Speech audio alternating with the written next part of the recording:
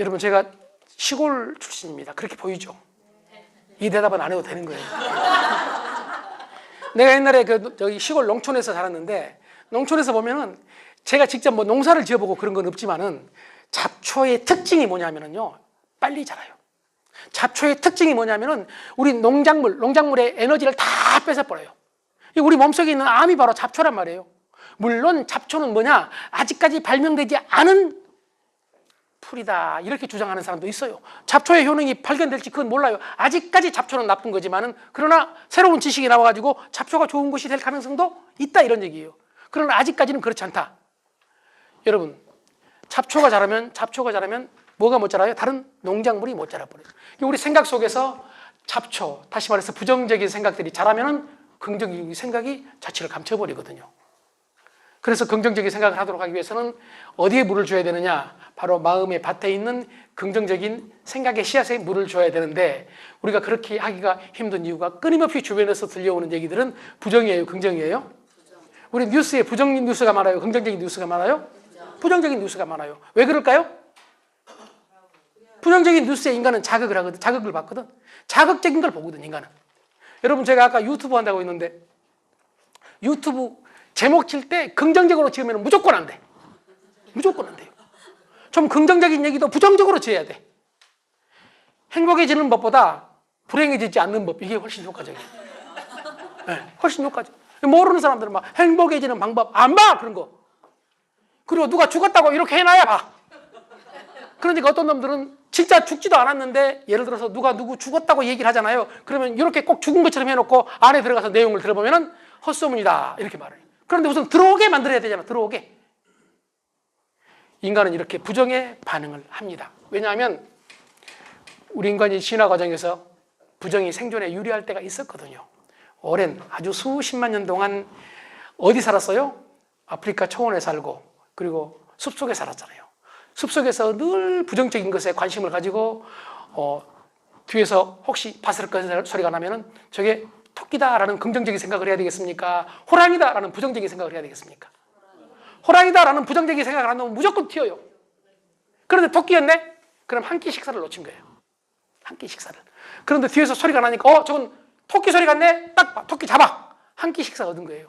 그런데 이렇게 긍정적으로 생각을 하다가 나중에 호랑이 만나면 그러면 죽어. 그러니까 우리 선조들은 대부분 부정에 편향돼 있다. 우리 뇌가 그렇게 진화돼 있다. 그리고 우리 선조들은 대부분 겁쟁이입니다. 별것 아닌 걸로 도망가요. 여러분, 아프리카 초원에서 한번 생각을 해보세요. 3사람이 도망가, 또 10사람이 도망가, 100명이 도망가, 막 달리고 있어. 그런데 가만히 안 서 있는 놈 있어요? 아무 이유 없이 따라서 뛰어. 아프리카 초원에서 100명이 뛰면 아무 이유 없이 따라서 뛰었던 바로 그 후손이 바로 우리예요, 우리. 그러니까 여러분, 옛날에 뉴욕에서 실험을 했잖아요.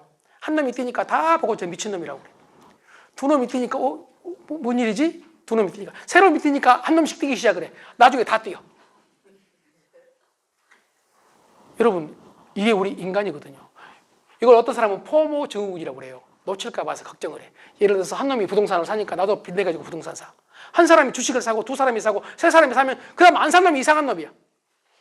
그래서 전부 뛰어들어가지고 여러분, 거품이 만들어진다. 거품이 만들어진다. 이 거품이 만들어지면 반드시 거품은 꺼진다는 사실을 알면서도, 이성을 알면서도 그런다. 자, 아무튼 마음은 생각을 도구로 이 세상을 창조한다. 그래서 생각을 긍정적으로 가져야 되는데, 긍정적인 생각을 갖기가 쉽다, 어렵다? 어렵다. 그래서 아까 리처드 와이즈먼이라는 사람이 긍정적인 생각을 갖기가 어려우면 차라리 긍정적인 행동을 해라, 이렇게 말을 해요. 긍정적인 행동을 해라. 내 생각은 안 바꾸지만 행동은 바꿀 수 있다. 그렇죠. 자, 생각은 지금 이 사람 보고 미워요. 그런데 행동은 웃을 수 있어요. 특히 윗사람 보고는 웃어야 되니까. 네? 미워 이놈이. 그래도 웃어. 그래서 윌리엄 제임스라는 사람도 그렇게 말을 했거든요. 생각을 바꾸면 이 세상이 바뀐다는 것, 그것이 금세기 인류 최대의 발견이다. 윌리엄 제임스는 여러분 잘 아시다시피 현대 심리학의 원조, 그리고 철학의 시조입니다. 20세기 철학의 시조. 그런데 윌리엄 제임스가 생각을 그렇게 강조를 했어. 그런데 그 다음에 했던 얘기, 윌리엄 제임스가 했던 얘기가 행동을 바꿔도 생각이 바꿔진다. 그래서 생각과 행동 사이는 여러분 2차선 도로다. 생각을 바꿔도 행동이 바꿔져. 자, 슬프면 운다. 그런데 울다 보면 슬퍼진다. 기쁘면 웃는다. 그런데 웃다 보면 기뻐질 수도 있다, 이런 얘기입니다. 그래서 긍정적인 생각을 갖는 것을 운을 얻기 위해서 대단히 중요한 것이다 라고 말씀을 한번 드려보고, 두 번째가요, 몸과 마음의 관계에 있다고 했죠. 그래서 두 번째가 몸을 바꾸는 거예요. 몸을 바꾸는 거. 몸을 바꾸면 마음이 바꿔질 수 있다. 몸을 바꾸면. 그래서 에이미 커디라는 하버드 대학교의 경영대학원 교수입니다. 이 사람이, 여러분 테드라고 들어보셨죠? 테드, TED. 그냥 들어봤다고 해. 이거 설명 또 할까요? 테드 강연 15분, 18분 강의하는 거 있잖아요. 거기는 세계적인 명사가 와도 18분 이상은 못합니다. 그런데 이 테드 강의로 아주 유명해진 사람인데, 그 사람이 테드 강의에서 했던 게 언더우먼 자세를 취했던 것. 혹시 기억나세요? 이렇게? 언더우먼 자세. 이 자세를 확장하는, 몸을 확장하는 거예요. 그런데 이 커디가 주장하는 게 뭐냐면, 여성분입니다. 이분은 심리학자, 사회심리학자인데, 이 사람이 주장하는 것은 신체를 확장시켜라. 신체를 확장시켜라. 가슴을 펴고 다녀라. 가슴을 활짝 펴고 고개를 치켜들고, 물론 그러지 않을 또 필요성, 겸손해야 될 때가 있겠지만은 가슴을 펴고 다녀. 걸음을 걸을 때도 어떻게 해요? 성큼성큼 걸어라. 그러면 어떤 일이 벌어지느냐? 놀랍게도 자신감이 생긴다. 그래서 몸을 자꾸 움츠리는 사람, 요즘은 저기 스마트폰 보느라고 많이 움츠러들잖아요. 몸을 자꾸 움츠리는 사람하고 몸을 쫙 펴는 사람을 구분해 봤어요. 그랬더니 몸을 쫙 펴는 사람이 몸을 움츠리는 사람에 비해서 실험 결과, 여러분 남성 호르몬 아시죠? 테스토스테론. 결단력과 관계되고 성공에 대단히 중요한 요소인 테스토스테론이 19%가 증가했다. 몸을 쫙 펴면, 몸만 펴도. 그리고 반대로 스트레스 호르몬인 코르티솔은 25% 감소했다. 그럼 몸을 펴야 되겠습니까? 계속 움츠려야 되겠습니까? 몸을 펴야 돼. 그러면서 그 사람이 몸을 펴는 것, 표정, 신체 습관, 이 모든 것이 마음을 바꿀 수 있다고 주장을 했고, 그걸 심리학적으로 증명한 거죠. 그러면서 그가 몸을 펴는 딱 이런 자세를 2분간만 해도 자신감이 극대화된다. 자신감이 극대화된다. 면접장에 들어갈 때 몸을 펴고 들어간 사람들이 면접을 잘한답니다. 여러분, 그러니까 여러분이 고객을 만날 때도 우선 몸을 펴고, 고객 앞에서 가서 이렇게 거만하게 일어나는 얘기가 아니고 몸을 펴고 자신감. 제일 좋은 방법은 아침에 일어나서 스트레칭을 탁 하고 몸을 쫙 펴는 거다. 그리고 우리 여자분들은 아까 말했던 원더우먼 자세, 이 자세를 자꾸 한번 취해보는 거다. 이거 끝나고 쉬는 시간에 반드시 한번 해봤으면 좋겠는데 하실 수 있죠? 네. 이거 앞에서 한 명씩 시켜보고 싶은데, 자세를 펴는 것이 대단히 중요하거든요. 다시 말해서 몸을 바꾸면 마음이 바꿔진다, 이런 얘기예요. 이건 구체적으로 증명된 거란 얘기입니다. 몸을 바꾸면 마음이 바꿔진다. 그리고 또 하나, 몸을 바꿔야 될 이유가요, 21세기를 또 어떤 사람은, 아까 제가 마음의 제국이라고 그랬는데, 어떤 사람은 또 21세기는 매력의 시대래요. 매력의 시대. 브라이언 트레이시라는 성공학자가 있어요. 고등학교 중퇴했어요. 그리고 허드렛 일부터 했어. 허드렛 일부터. 그래가지고 수없이 많은 허드렛 일을 했는데 결국은 먹고 사는데 급급하는 거예요. 먹고 사는데 잠잘 곳이 없어서 헌 자동차에서 잠을 자고 일을 했어요. 그러다가 세일즈에 뛰어들었어요. 세일즈 하니까 훨씬 나아. 뭐 다른 허드렛 일 한 것보다 훨씬 나아. 그래서 어느 정도 먹고 살 만큼 됐어. 그런데 그래도 만족할 수가 없었어요. 그저 먹고 살 뿐이지 뭐 특별한 게 없으니까. 그런데 이 사람이 세일즈 하다가 놀라운 것을 하나 발견했어요. 여러분, 제가 아까 말씀드렸잖아요. 어떤 사람은 별것 아닌 걸 발견해가지고 별것 아닌 것에 자극을 받아가지고 대박이 나거든. 이 사람이 발견한 게 목표예요. 그전에는 그냥 목표 없이 했어. 시키는 대로 했어. 회사에서 시키는 대로 한 거예요. 관리자가 시키는 대로 한 거예요. 그런데 목표를 발견했어. 아, 목표를 한번 정해보자. 스스로 목표를 정했어. 그 목표를 그냥 정하기만 한 게 아니라 라이트 다운, 적었어. 기록했어. 기록. 그리고 이 스스로 목표를 달성하기 위해서 애를 썼어요. 목표 하나 달성을 하니까 기분이 좋아. 기분 업돼. 기분 업. 자신감이 생겨. 그러니까 그 다음에 목표를 더 높이고 그래서 대박이 난 거예요. 대박이 났더니 주변에서, 그 회사에서 당신 어떻게 이렇게 성공할 수 있었느냐, 다른 사람들한테 성공 사례를 얘기해달라. 그래서 성공 사례를 얘기했는데 많은 사람들이 그걸 보고 또 자극을 받아 박수를 치는 거예요. 박수. 그때부터 공부를 하고 강의를 하고, 그래서 미국 최고의 동기부여 강사가 된 거예요. 미국 최고의 베스트셀러 작가가 되고 세계적으로 유명한 사람이 된 거예요. 그래서 그 사람이 뭐가 됐느냐, 결국은 성공학자가 된 거예요. 성공학자가 돼서 성공한 사람들의 특징을 한번 연구를 해보자. 그리고 여러분 타임지, 미국의 타임지, 우리나라에서도 유명한 사람들 보면 타임지의 표지 모델로 나왔다 이런 기사 가끔 보죠. 타임지의 표지 모델로 나왔다는 것은 나름대로 자타가 공인하는 성공자죠. 이 표지 모델 나오는 이 성공자들을 대상으로 분석을 했어요. 성공 요소를 찾았는데 딱 하나 그 사람이 찾은 게 매력이에요. 매력. 매력적인 사람이 성공한다. 매력적인 사람이 성공한다. 자, 브라이언 트레이시는 지금 말씀드린 대로 성공학자고 또 과학자 중에서 한 명이 데니얼 커너먼이라는 사람이 있습니다. 들어보셨죠? 그냥 들어봤다고. 데니얼 커너먼을 또 설명을 해야 되니까 제가 그냥 혼자 얘기하고 싶은데 제가 얘기하면은 너 그거 해봤냐? 이러니까 제가 증거를 대기 위해서 데니얼 커너먼 얘기를 합니다. 데니얼 커너먼은 원래 심리학자. 심리학자들은 인간의 심리에 대해서 연구를 하잖아요. 감정에 대해서 연구를 하잖아요. 그런데 자꾸 옆방에 있는 경제학 교수하고 같이 만나서 대화를 하고 점심을 먹어요. 여러분, 미국에서 괜찮은 대학 교수들은 만나면 서로 대화를 해요. 그리고 서로 자기 학문에 대해서 토론을 안 해요. 그런데 경제학 교수를 만나고 토론하고 자꾸 점심을 먹으면서 데니얼 커너먼이라는 심리학자가 깜짝 놀랐어요. 이 경제학자가 인간에 대해서 기본 전제를 인간은 합리적이다, 인간은 이성적이다 이렇게 생각을 하고 경제 이론을 만들더래요. 근데 심리학자인 자기가 볼 때는 결코 인간은 그렇게 이성적이지가 않거든요. 감정적이고 비합리적일 때가 더 많거든요. 그래서 이 사람이 깜짝 놀래가지고 경제학이 잘못됐다. 그래서 경제학과 심리학을 결합해서 행동 경제학을 만들었어요. 이게 행동 경제학의 효시입니다. 그런데 예를 들어서 여러분 행동 경제학 얘기하면 어렵게 생각하지 마시고 아주 간단한 거거든요. 선택 설계를 통해서 예를 들어서 내가 저녁에 간식을 많이 먹는다. 저녁에 제일 좋은 방법이 뭘까요? 여러분 만약에 아이들이 간식을 많이 먹어 어떻게 하면 될까요? 간식을 안 사놓는 거예요. 이게 행동 경제예요. 별것도 아니잖아요. 그리고 만약에 간식이 있다 하면은 바로 식탁에서 아이들이 집어먹기 쉽도록 만들지 말고 아주 먼 곳에 감춰놓는 거예요. 어떤 놈은 게을러서 이걸 못하거든. 여러분 어떤 학자가 스스로 생각을 해보니까 자기가 기타를 치려고 했는데 기타를 배우려고 애를 썼는데 이게 처음 며칠만 되고 안 돼. 이유가 뭔가 했더니 자기가 일어나가지고 침대에서 일어나가지고 기타를 가지러 볼방까지 가가지고 기타 가지고 오는 그 과정이 귀찮아서 안 했더라. 그래서 기타를 바로 침대 옆에 뒀다. 그리고 나서 기타 연습을 훨씬 많이 하게 됐다. 이게 행동 경제학이거든요. 더 쉽게 표현하면 인간은 이성적으로 아니라 감정적으로 본능적으로 움직인다는 얘기입니다. 예를 들어서 여러분 우리 여자분들은 남자 화장실 별로 안 가보셨죠? 꼭 한번 가보세요. 아니 실험 한번 해보시라는 얘기예요. 남자 화장실이 놔두면 하루만 놔둬도 소변기가 더러워져요. 왜 그런지 나는 모르겠어요. 그러니까 청소하는 이게 저기 청소를 관리하는 소위 이거 시청 청소과에서는 복잡하거든. 이 문제를 해결하기 위해서. 그래서 시청 청소과에 있는 공무원들이 아주 이성적 논리적으로 접근했어요. 앞에다 이렇게 써놨어요. 한 발짝만 앞으로 나오라고. 그러면 사회가 밝아진다고. 맞는 말이에요? 틀린 말이에요? 맞는 말이죠. 그런데 그 이성적인 말을 듣고 한 발짝 나가는 놈이 얼마나 될까요? 거의 없어. 그래서 고민하다가 청소하시는 아줌마들한테 캠페인 공모를 했어요. 그랬더니 어떤 청소하는 아주머니 한 분이 멋진 표를 만들었어요. 남자가 흘리지 말아야 될 것은 눈물만이 아닙니다.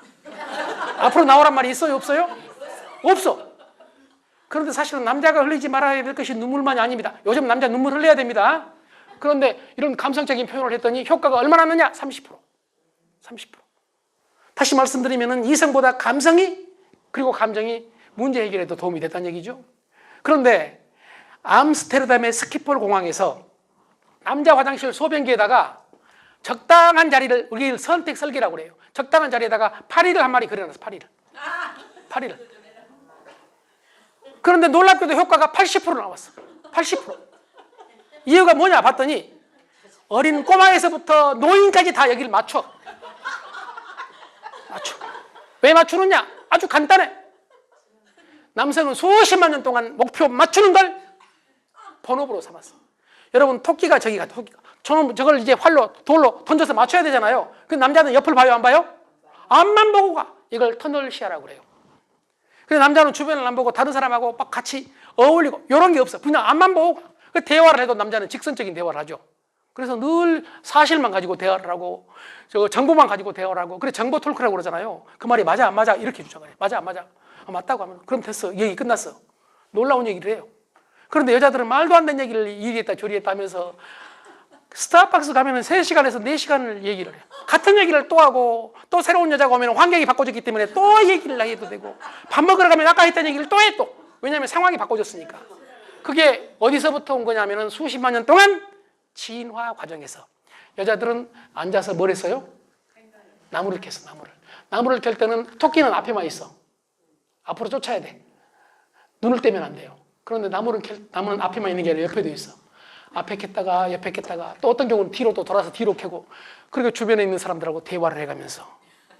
그래서 여자분들이 훨씬 옆을 볼 줄 알고 넓게 볼 줄 알아요.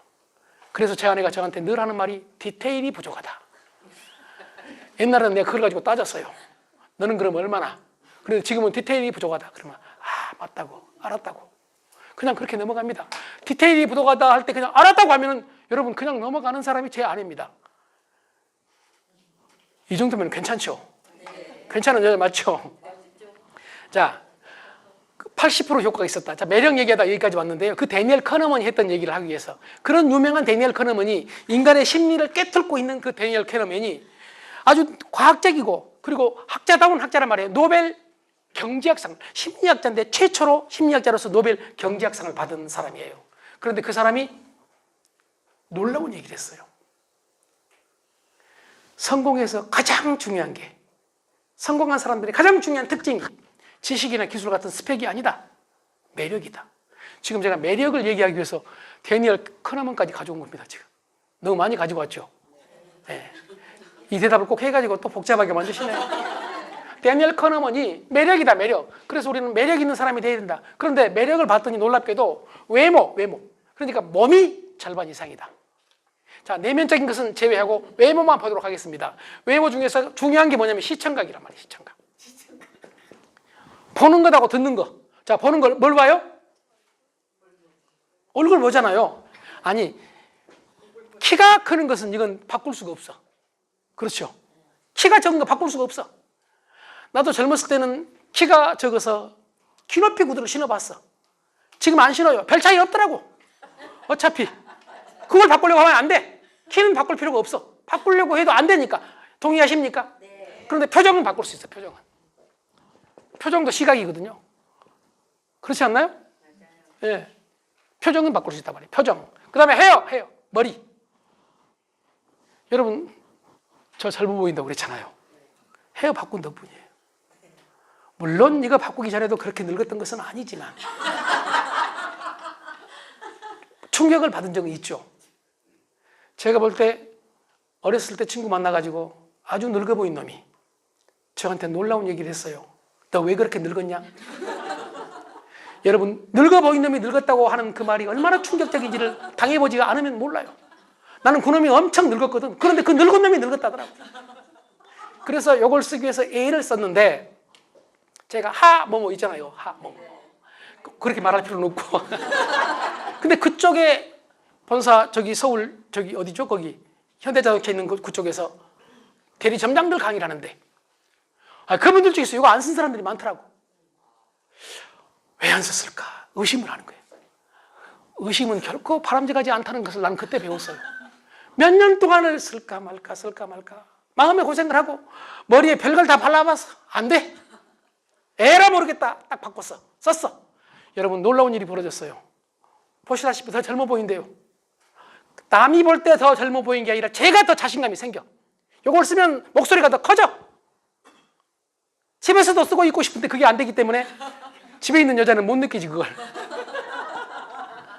자, 표정, 헤어, 그리고 패션.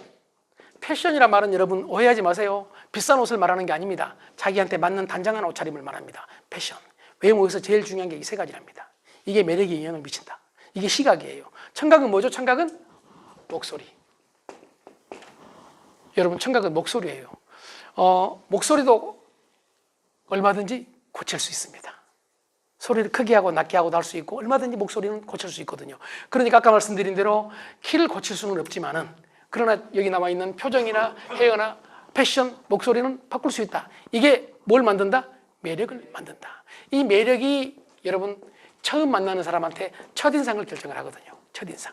그런데 첫인상은 우리 감정, 즉 우리 뇌에 있는 편도체에서 결정을 하는데 보자마자 바로 결정이 돼. 얼마나 짧은 시간에? 0.1초 만에 첫인상이 결정이 돼요. 0.1초 만에. 그래서 여러분 첫인상이 매우 중요하다. 첫인상이. 이 한 번 나쁘게 형성된 첫인상을 바꾸려면 40번 만나야 돼. 40번. 그러니까 여러분이 하는 비즈니스가 사람을 만나는 일이잖아요. 그러니까 어떻게 해야 되겠습니까? 첫인상이 좋아야죠. 첫인상이 좋아야죠. 물론 끝인상도 중요하지만 첫인상이 중요하죠. 그래 첫인상을 위해서는 뭐 머리를 바꾸라는 얘기는 아니지만은 표정, 늘 어떤 표정이요? 밝은, 스마일, 밝은 표정. 여러분, 내가 웃으면 상대도 웃을 가능성이 높아요, 낮아요? 높거든요. 인간은 부르면 대답하는 존재예요. 내가 웃으면 상대도 웃어요. 여러분, 제가 지금까지 살면서 제일 잘못했던 것 중에 하나가 제 아들과의 관계예요. 제가 아들, 딸이 둘인데 아들 하나, 딸 하나. 딸은 더 부드럽잖아요, 원래 딸은. 그런데 딸은 더 이뻐요. 내가 이런 말을 하면은 뭐 수술했냐고 물어봐. 수술했냐고. 수술 안 해도 내 딸 그 정도면 이뻐. 늘 말하지만 복사판 아니고 혁신판이에요. 딸은 이쁜데 또 이쁜 짓을 해. 그런데 아들은 그게 아니야. 그런데 저는 그걸 몰랐어요. 원래 아들이 그런다는 걸. 나도 그랬다는 걸 몰랐어. 그러니까 집에 들어가도 아들한테는 나도 모르게 여러분 자극이 딸하고 틀린 자극이 나와. 야! 때로는 야! 그래. 그럼 왜요? 나는 그때 몰랐어. 부르면 대답하는 존재라는 걸 몰랐어. 성민아! 왜요? 너 이리 와. 너 지금 아빠한테 그게 뭐냐? 그래서 사이가 안 좋아질 때가 많았어요. 그런데 이제 어렸을 때 제 딸한테 가면은 제가 먼저 웃고 들어가거든. 정민아, 아빠 왔어. 그럼 저도 웃지 같이. 그리고 아빠한테 와서 딱 안긴단 말이에요. 얼마나 사랑스럽고 이뻐요. 그런데 아들 나오면 야! 그러면 왜? 지금 와서 놀라운 사실을 제가 심리학에 빠른 어투와 큰 목소리는 상대에게 본능적으로 자기를 공격한다라는 심리를 갖게 된대요. 부부 사이에도 말을 빨리 한다든지 아니면 큰 소리로 하면은 여보! 그러면 왜? 왜 말을 그렇게 해? 그럼 너는? 이러다가 싸울 가능성이 있어요, 없어요? 있거든요. 왜냐하면 자기는 모르거든, 자기는. 제가 다 큰 아들이지만 몇 년 전부터 제 아들 보면은 야, 성민아. 그러면 제 아들이 아빠 오셨어요? 아주 부드러워요. 내가 어렸을 때 이걸 왜 못했지? 저는 정말 반성했어요. 여러분, 지금부터라도 자녀분들하고도 한번 여러분 지금 잘하고 계시죠? 네. 집에 들어가면 아들한테도 아들아 그러죠? 네. 아들이 게임하고 있어도 아들아 그러죠? 네. 아들이 밖에서 골치 아픈 일 겪고 왔어도 고생했네 그러죠? 아니 좋을 때는 다 좋게 말합니다. 그러나 내 마음에 안 들 때는 나도 모르는 사이에 야! 이럴 때가 있단 말이에요, 여러분. 부르면 대답하는 존재예요. 그래도 이해 못하겠는 사람들은 CFS 터미널 가보세요. 화장실 노크 한번 해보세요. 2번 때리면 안에서 2번 때려요. 내가 고등학교 때 배웠던 겁니다. 이게 급해가지고 마지막에 한 번 때렸더니 안에 있는 놈이 한 번 때리네. 그때는 무의식적이었어. 그리고 나서 이상하다 싶어가지고 다시 한 번 때리고 다녀봤네. 2번 때리면 안에서 2번 때려. 3번 때리더니 3번 때려. 안병욱 교수님이 얘기하던 바로 그 호응적 존재, 부르면 대답하는 존재, 이게 인간이구나. 그때 저는 그 심리학에 나오는 거울 누런, 내가 만약에 상대가 마음에 안 들다, 상대 표정이 안 좋다, 그럼 내 표정이 안 좋아서 가능성이 높다는 거예요. 상대의 목소리가 지금 마음에 안 든다, 내가 마음에 안 드는 목소리로, 강하고 억센 목소리로 상대에게 얘기를 했을 가능성이 있다, 없다? 있다. 여러분, 그걸 깨달은 다음부터는 저하고 아들의 관계가 엄청 좋아지더라고요. 이 너무 좋아져가지고 문제예요. 이제 안 나가려고 해, 집을. 빨리 내보내고 싶은데. 자, 매력 얘기하다 여기까지 왔습니다. 첫인상이 중요하다. 첫인상을 만드는 것, 이건 매력에서 대단히 중요하다고 말씀을 드렸고요. 자, 몸을 이렇게 바꿔라. 자세도 바꾸고 몸을 바꿔봐라는 말씀을 드렸고,